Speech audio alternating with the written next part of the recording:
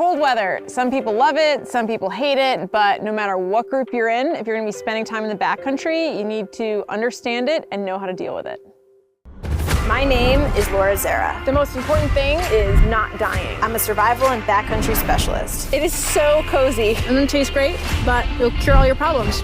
I have a hard time explaining what I do and what my life looks like. But it's way easier to just show you. In grizzly country, I tend to up the plus on that.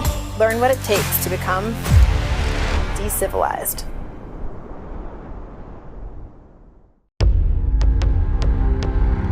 Definitely insanely cold. I got weather coming in basically from all sides. Cold weather can come out of nowhere. You might think you're out for a nice hike on a sunny day, all of a sudden storm clouds roll in and you're in the middle of a blizzard. I've actually gotten into trouble in that exact situation more times than I can count. But you don't need to be in a snowy climate to have trouble with the cold. The coldest I've probably ever been was down in the Amazon. The temperature dropped to 40 degrees and it's pouring rain. So you need to know what to do and what to look out for.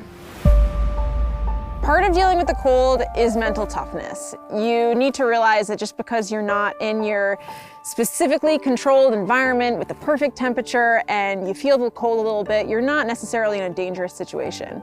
But there does come a point when you need to start paying attention because you can really quickly go from an uncomfortable situation to a dangerous situation. The storm that just moved in, I'm on a ridge top, it's freezing cold and the wind is starting to pick up. So I'm getting down, I'm running through my checklist. I can still feel my fingertips, they're just uncomfortable. And I'm gonna keep an eye on that to see how bad it gets.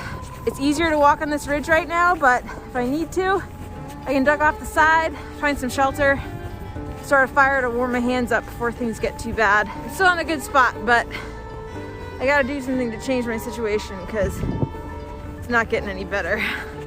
There's a fun little phrase that's used to describe the progressive symptoms of hypothermia. Cold, shiver, stumble, bumble, sleep, die. Makes hypothermia sound way more fun than it is, but it's really not fun. It's really important to pay attention to your body temperature, especially if you're alone. The funny thing about hypothermia, which is the main concern, is that confusion is one of the symptoms. So if you wait and then that starts settling in, you actually might not be capable of taking care of yourself or making rational decisions. It's even more important if you're like me and you're just confused all the time. Hypothermia can be really scary because it creeps up on you and you become less and less capable of taking care of yourself. Before hypothermia sets in, when your body temperature is just starting to drop below that 98.6 degrees that it should be, you start really feeling the cold and you start shivering. But shivering's not a bad thing. It's actually really useful. Your body can produce 3 to 5 times the amount of heat through shivering. So it's just your body's way of warming up. Another thing that happens is your body tries to pull all the blood away from the surface of the skin where it's cooling down and bring it into your core to protect your organs. So you start losing the ability to have fine motor skills. Your fingers stop having the dexterity they have, and that can be a problem because if you need to make a fire or use your hands to put layers on, you can't use them as well. So this is really when you need to start thinking about taking steps to warm yourself up. If I'm pretty cold in a situation like this, which you can probably tell because I can't talk very well, and I'm far away from camp or wherever I want to be, I'm gonna look for something like this, where I have not only dry firewood, which I obviously want to break down before having fire, but a place that's not getting snowed on. It's sheltered, it's out of the wind. Have a little fire here, warm up, before heading back into this, because you're playing a dangerous game where it only gets worse. You're only gonna get colder and colder, and it's nice to have a little fire. If you don't do anything to warm up and your body temperature gets below 95 degrees, this is when you start getting into actual hypothermia, and everything starts to get worse. You are now shivering uncontrollably, you're stumbling around like you're drunk, your brain isn't working right, and if you're alone out there, this is a bad spot to be because things can decline really fast. Your heart rate is gonna increase and your body's still trying to warm up, but you're less and less capable as this goes on of actually taking the steps to take care of yourself. At this point in time, you're also gonna start feeling a little more tired. Your body's using a lot of energy to try to warm up, and as your energy gets depleted, it's just gonna keep going downhill. If your body keeps getting colder and your temperature goes under 90 degrees, you move into moderate hypothermia, which starts to get really scary. You know you're in moderate hypothermia because your body stops shivering, and that's a huge problem. You're basically using up all of your energy reserves from shivering, and your body's now trying to conserve energy. Your heart rate is gonna slow down, your breathing is gonna slow down, you're gonna get really sleepy, and you're gonna start doing crazy things. There's a lot of cases where people will do something called paradoxical undressing. There's a lot of question on why this happens, whether it's nerve damage making you think you're super hot, or your blood vessels that are constricting, the muscles that do that just get exhausted and flush your body with blood, making you think you're hot. In any case, there's a lot of people they find who have gone through these stages of hypothermia, and one of their last actions is actually stripping all of their clothes off. They usually start with their pants and shoes, which I kind of understand because I also hate wearing pants and shoes, but it's not really great if you're cold because you are gonna get cold even quicker at this point. It's basically death is gonna happen immediately. I mean, you're already in a situation where you're freezing and now you don't have clothes on, so it's not a great thing. After paradoxical dressing, a lot of people do something called terminal burrowing, which is basically a fancy way of saying they try to climb into a hole or a small space. It's kind of this primal protective behavior that I also relate to because I like small spaces. But it's a weird thing that happens where, you know, you find someone naked in a hole and it looks really weird, but pretty common with hypothermia. The last stage of hypothermia is losing consciousness, and then death follows pretty shortly after. If nothing's done to warm up your body, at this point, clearly you're not taking care of yourself, so hopefully someone's there. Your organs shut down. Not ideal, and definitely something you want to avoid. The biggest way to prevent hypothermia is to prevent hypothermia. You want to stay ahead of that curve and do whatever you can to keep the body heat that you have. One of the biggest things out there is dressing in appropriate clothing. So you don't want to be wearing cotton. You want to be wearing wool, which when it gets wet still keeps you warm and has insulative properties, or some synthetics can do the same thing. Dressing in layers is super important because you're out there, you're sweating, you're getting hot, you're taking layers off. That way you're not getting completely drenched in sweat. Then, as soon as you stop, it's really important to put the layers back on before you start getting cold. You get up to the top of the mountain and you're sweating, you're looking at this beautiful view. If you don't put your clothes on, you're losing all that heat you generated. By the time you're cold, you're gonna be heading down, you're not getting as warm, and that can be a really dangerous situation. Loose clothing traps heat better than tight clothing. There's more of a space where that air can be and heat up. Something I always do is bring rain pants and a rain jacket. It's a great layer to cut against wind, even if it's not raining. And if it is raining, whatever clothes I have are gonna stay dry. You get a lot colder quicker if you have water in contact with your skin. So preventing that water staying dry, keeping from getting wet, hugely important out there.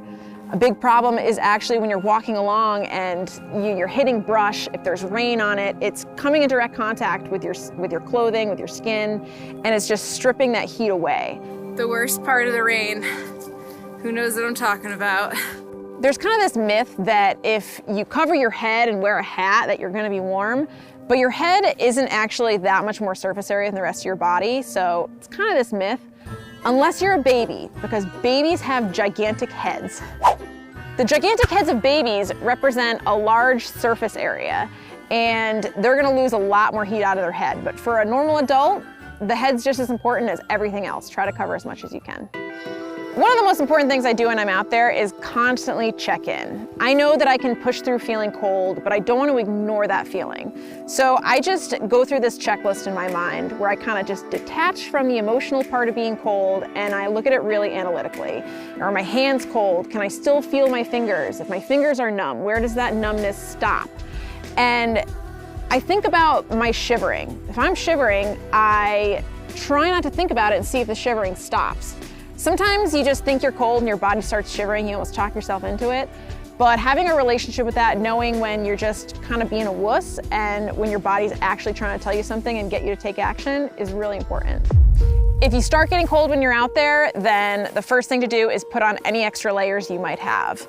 If you have an emergency blanket with you, you can also use that. If you're sitting still, get moving. If you're moving, your body's generating heat, so you're gonna warm up. But you might be in a situation where you are exhausted, you can't move fast enough to heat yourself up, or you're in a situation where you're slipping and falling on snow and making yourself more saturated. In this situation, you're gonna wanna find shelter to have a fire. The shelter doesn't have to be something elaborate. It can be a pine tree. It's one of my favorite things to do is find a tree that's gonna offer some cover. Doesn't have to be perfect, but just enough that I can build a fire and warm up next to it. It's so cold right now. Like, so cold. I just haven't had a fire.